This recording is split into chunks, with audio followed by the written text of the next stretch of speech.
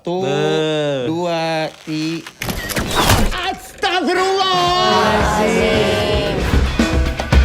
Ini buat beli tanah itu. Tapi rumah ini juga jangan sampai kenapa-kenapa. Makanya Encang mau minta tolong ke Marwan nih, bayar cicilan kredit rumah ini ke bank. Ntar dulu Cang, kan saya nggak tahu apa-apa. Punya nggak temen yang idenya selalu hancur, tapi anehnya kita tuh ikutin juga.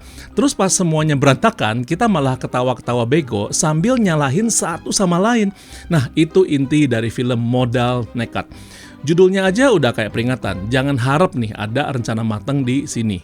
Imam Darto sebagai penulis, cameo, dan director ngeracik sebuah cerita tentang the power of kepepet. Waktu logika udah mentok, sisa nekat doang yang bisa dipakai. Hello, gua Chandra, welcome to Filmmaking Playbook. Ini bukan film review, tapi ini adalah case study soal strategi filmmaking karena di filmmakingcoach.com, filmmaking is all about strategy.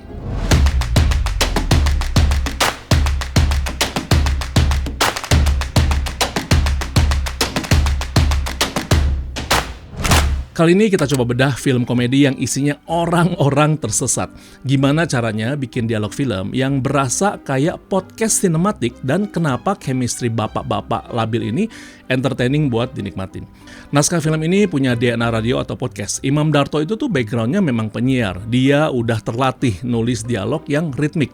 Ciri khasnya tuh cepat, saling potong, dan penuh celaan.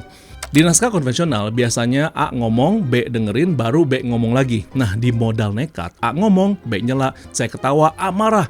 Semuanya terjadi barengan. Ini yang disebut naturalistic dialogue. Tujuannya biar penonton ngerasa lagi nongkrong bareng mereka. Konflik utamanya biasanya sederhana, nggak jauh-jauh dari butuh uang dan lari dari masalah. Tapi prosesnya jadi rumit karena kebodohan karakternya sendiri. Musuh terbesar mereka tuh bukan villain, tapi ego dan ide ngawur mereka sendiri. Jadi gimana cara Imam Darto ngasih kedalaman buat karakter-karakter filmnya? Kekuatan utama film ini jelas-jelas adalah castingnya, Gading Martin, Tara Budiman, dan Fatih Undru. Mereka ini ada di dunia nyata memang sebagai teman main. Di film ini kita bisa lihat mereka dikasih karakter unik masing-masing. Fatih Undru berusaha hidup dengan benar, tapi ngalamin berbagai kesialan tiada henti. Gading Martin jadi penyeimbang yang paling dewasa, tapi akhirnya keseret juga. Tara Budiman, dia adalah chaos agent, sumber masalah, pemicu keributan. Akting mereka itu reaktif, kelucuan tuh nggak muncul dari skenario hafalan, tapi dari cara mereka bereaksi terhadap kesialan lawan mainnya. Coba lihat pas salah satu dari mereka tuh jatuh misalnya, atau salah ngomong. Temennya tuh nggak nolongin, malah ngetawain dulu. Nah, itu adalah esensi persahabatan cowok di Indonesia. Terus kalau karakterisasi udah kebentuk, strategi visualnya gimana? Film yang isinya dominan tentang satu kejadian yang berproses dari awal sampai akhir kayak gini, biasanya tuh visualnya lebih fungsional. Perhatiin penggunaan frame sempit. Mereka tuh sering dijebak dalam satu frame, misalnya di dalam mobil atau sembunyi di balik tembok atau di bawah meja dan sebagainya. Kepadatan visual ini tuh maksa mereka buat interaksi secara fisik dan ekspresi. Sikut-sikutan, dorong-dorongan, komedi fisik ini tuh jadi lebih efektif karena ruang gerak mereka terbatas. Dan pacing editingnya cepet banget. Cut-to-cut ngikutin tempo bacotan mereka yang kayak senapan mesin. Jadi apa yang bisa kita pelajari dari film ini? Kalau kita mau bikin film komedi bareng teman-teman kita tuh bisa pakai teknik yang namanya de-escalation of stupidity. Kita mulai dari masalah kecil, misalnya nih ban bocor, terus muncul solusi buruk, bukannya ganti ban malah nyuri ban orang lain. Masalah tuh makin membesar, yaitu dikejar yang punya ban. Nah, terus kasih lagi solusi yang lebih buruk lagi, sembunyi di kandang macan waktu kejar-kejaran. Jangan kasih karakter kita solusi yang pinter, kasih mereka solusi terburuk yang mungkin diambil oleh orang panik. Di situ letak lucunya. Dalam penulisan, teknik ini juga terbukti dari efektifnya prinsip coincidence creates trouble not solution yang sering dipakai di berbagai film sukses. Tapi kalau muncul skema sebaliknya, kira-kira kayak apa ya? What if mereka semua itu tuh orang pintar dan terencana? Jadi filmnya tuh mungkin bakal jadi kayak Mission Impossible. Keren sih, tapi belum tentu lucu. Karakter di Modal Nekat mewakili sisi manusiawi kita yang sering impulsif. Kita sering bertindak dulu, mikir belakangan. Dan sebenarnya kita tuh nonton ini buat coping mechanism. Kita ngetawain kebodohan mereka sambil ngelupain kebodohan-kebodohan yang pernah kita lakuin sendiri di kehidupan nyata. Kesimpulannya, tema apa yang disuguhin film ini buat penonton?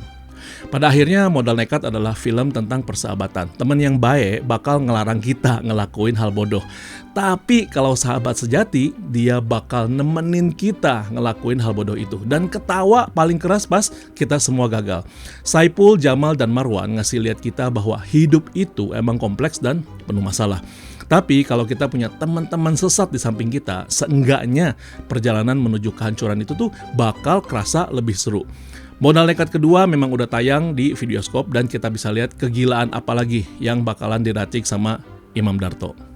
Analisa ini sifatnya subjektif banget, sehingga teman-teman yang nggak setuju dan punya analisa yang lebih lengkap boleh berbagi di kolom komentar ya. 6 bulan terakhir ini gue melakukan perjalanan bawah tanah mencari sebuah jawaban soal strategi filmmaking dengan cara nemuin dan ngobrol bareng pelaku industri film di Indonesia di berbagai level.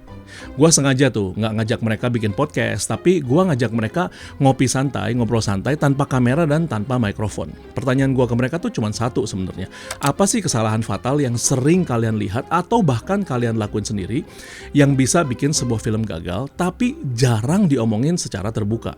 Jawaban mereka ternyata benar-benar open-minded. Ada banyak penyesalan, kesalahan konyol, dan berbagai rahasia yang nggak pernah diceritain. Mereka tuh cerita dengan jujur dan terbuka karena gue janji identitas mereka tuh gue rahasiain. Semua itu gue kompilasi dalam ebook dengan judul 60 Days Future Filmmakers Playbook yang bisa di-download kapan aja buat seorang future filmmakers supaya kokoh dan tangguh ngadepin berbagai tantangan di masa depan. So future filmmakers, kalau konten ini bermanfaat, jangan lupa subscribe dan sampai ketemu di Filmmaking Playbook berikutnya. Gue Chandra, gas dulu mikirnya nanti. Salam action!